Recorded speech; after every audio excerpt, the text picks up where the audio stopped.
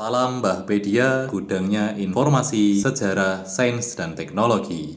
Hari bersejarah, 24 tahun yang lalu Indonesia menggelar MotoGP untuk pertama kali dan Valentino Rossi masih junior menjadi juaranya. Tahun depan Indonesia digadang-gadang jadi salah satu tuan rumah di gelaran MotoGP. Tapi untuk penggemar balap motor sejak lama, masih ingatkah dengan salah satu momen terbesar bagi MotoGP di Indonesia? Tepat 24 tahun lalu, 7 April 1996, pertama kalinya MotoGP yang saat itu GP 500 digelar di Indonesia. Sirkuit Sentul yang baru dibuka 2 tahun langsung menggelar GP 500 saat era Mick Doohan, Alex Criville, dan Kevin Schwantz berlomba di sana. Mick Doohan yang saat itu sedang digilai menjadi pemenang di sana dan membuat sirkuit Sentul bergemuruh. Di kelas paling kecil, GP 125cc, Valentino Rossi menjalani musim debutnya. GP Indonesia saat itu menjadi balapan keduanya di kancah dunia. Hasilnya tidak begitu bagus. Valentino Rossi remaja menempati posisi 11 kala itu dan kemenangan diambil oleh Masaki Tokudome. Nama Valentino Rossi saat itu belum terlalu tersohor. Ia hanya dipandang sebagai pembalap baru yang awal musimnya kurang begitu baik. Di luar segi kompetisi, saat itu Indonesia harus membayar izin untuk mengadakan MotoGP Indonesia dengan harus merogoh kocek $2 juta Amerika Serikat. Tentunya di tahun 1996, $2 juta Amerika Serikat dinilai yang sangat besar dan setara dengan 4,6 miliar saat itu. Saat itu adalah kurs Rp2.300 per $1. Wow. Dibanding dengan rencana tahun 2021, Indonesia akan adakan MotoGP Indonesia yang mengambil lokasi di sirkuit Jalan Raya Mandalika. Biaya yang harus dirogoh dari kocek untuk memperoleh izin dari Dorna adalah berkisar 8 juta euro atau sekitar 143,8 miliar jika kursnya adalah 17.973.000 rupiah untuk 1 euro.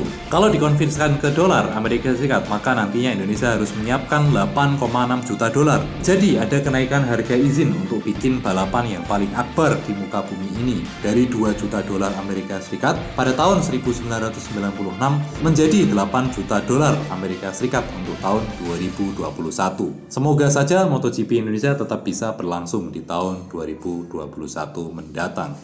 Dikutip dari m.bola.com, tepat 23 tahun yang lalu atau 1 tahun berselang dari balapan pertama kali yang berada di Indonesia, Valentino Rossi raih gelar juara dunia. Selebrasi Robin Hood sampai kemenangan di Sentul. Tanggal 31 Agustus 1997 di sirkuit Brno, Republik Czeska, atau tepat 23 tahun yang lalu, adalah momen bersejarah untuk kejuaraan dunia balap MotoGP. Ya, pada hari itu Valentino Rossi seorang bintang baru telah lahir. Meski hanya finish ketiga pada balapan di sirkuit Brno atau putaran 12 kelas 125cc musim 1997, Valentino Rossi bisa merasakan gelar juara dunia pertama kalinya. Kala itu, Rossi finish ketiga setelah kalah bersaing melawan 2 pembalap Jepang, Tomomi Manako dan Nobuo Ueda. Meskipun begitu, secara keseluruhan pembalap asal Italia tersebut begitu dominan sepanjang 125cc musim 97. Tercatat Rossi merasakan 11 kemenangan dari total 15 putaran dan mengumpulkan 231 poin. Pada akhir musim, ia berada di puncak klasemen dengan selisih 83 poin dari Ueda. Wow, sangat banyak untuk selisih poin yang 83 ini. Ketika jadi juara dunia kelas 125cc musim 1997, Rossi mulai dikenal bukan hanya sebagai pembalap dengan bakat fantastis, dia juga bisa menghadirkan selebrasi kemenangan yang membuatnya dicintai fans. Di antaranya, ia memakai seragam superhero Robin Hood yang begitu ikonik dan selalu diingat sampai sekarang.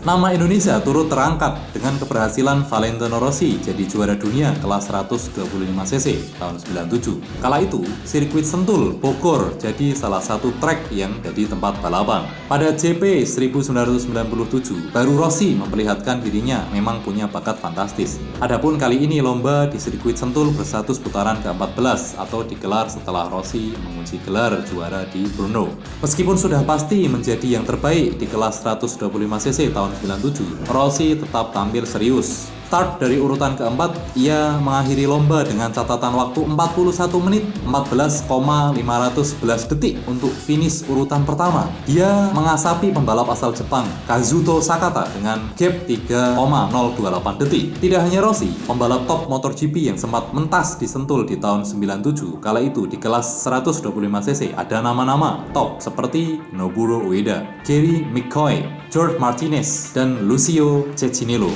Dua nama terakhir ini bahkan sudah memiliki tim MotoGP sendiri, sementara Rossi masih aktif balapan. Carlo Pernat pada tahun 1997 memegang semua aktivitas olahraga. Tim Nastro Azzurro Aprilia atau tim Valentino Rossi saat meraih titel juara dunia punya kenangan mengenai sosok pembalap fenomenal itu. Personalitas seorang Rossi dan prestasinya di trek tentu sebuah kesempatan tim saat itu untuk mengangkat image di depan publik, kata Pernat dalam sebuah wawancara dengan situs gponame.com. Tapi pada level perusahaan, karakternya sulit dikendalikan. Dia tidak suka mengikuti peraturan. Dia hanya ingin bersenang-senang sesuai kehendaknya. Lanjutnya, tentu saja seiring waktu berlalu, sikap seorang Rossi berubah. Dia menjadi sosok bintang yang sebenarnya dengan titel juara dunia sebanyak 9 kali saat ini.